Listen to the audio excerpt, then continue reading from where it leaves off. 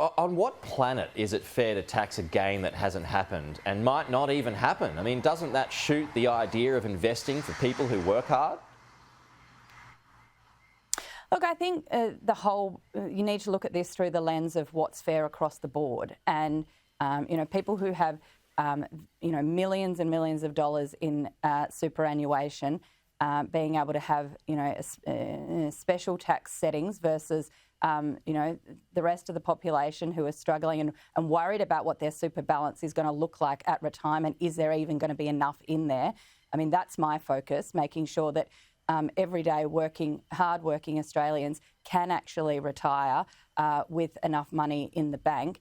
That's my focus, and that's the bulk of workers, actually. The list of people well beyond, $2 or $3 million is small. Yeah. But, they are retiring on a lot more. Sure. So Jim Chalmers wants this, Kevin. Yes, it is only a small amount of voters, as Sarah pointed out, but just on principle, how can you tax a profit that hasn't happened yet? I mean, talk about big government. Have you guys got to create some more noise on this one?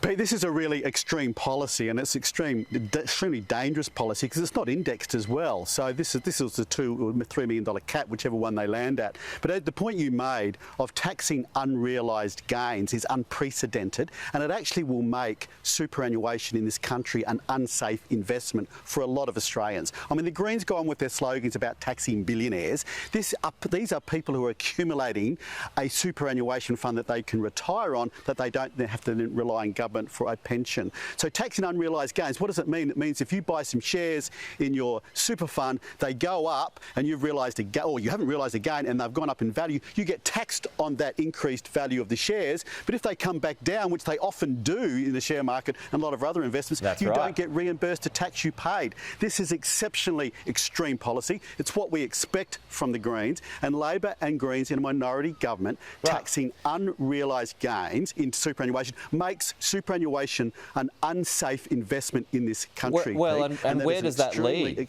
Isn't it frightening as to what that could lead to?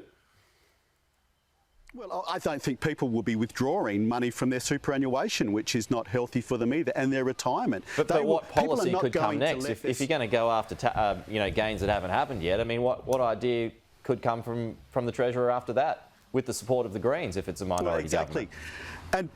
And Pete, this is unprecedented. There's hardly any other country in the world that does this. But the Greens and Sarahs can sit there and say, "Oh, this is just reasonable," and taxing billionaires and these type of slogans. This is taxing the mums and dads of Australia who are trying to save for their retirement. It makes superannuation an unsafe investment in Australia, and it's an extreme policy from Labor and the Greens. And they might say, well, it's $2 million, but over time, a lot of people, more people than do now because of inflation, will have balances like that in their superannuation. No, that's true. An extreme policy from Labor and the Greens. So why not index it, Sarah? Why not push for that?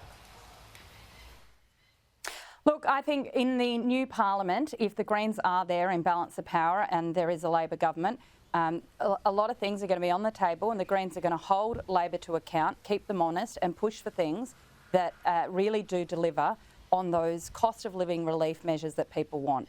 And, we do need to make sure that the system is fair, that people pay their fair share of tax. To be honest, Pete, I genuinely think this piece of legislation has been on the table for well over a year.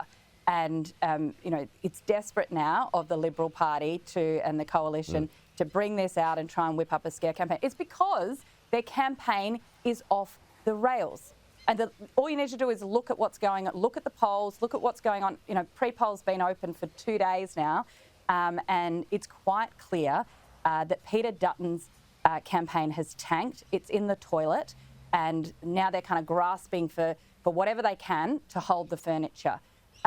It's not looking good. I mean, Peter Dutton is sounding more and more like rather than the leader of the opposition, the leader for mistakes. He's backflipped on policies across the board. He's making gaffes. He's insulted the Indonesian president, and the list goes on. Today, there's another mistake, and the argument from the Liberal spokespeople is, he can't be trusted to answer questions he's asked in press conferences. I mean, if that's your excuse for stuffing up your policy position, you know what? He may as well pack up and go home today.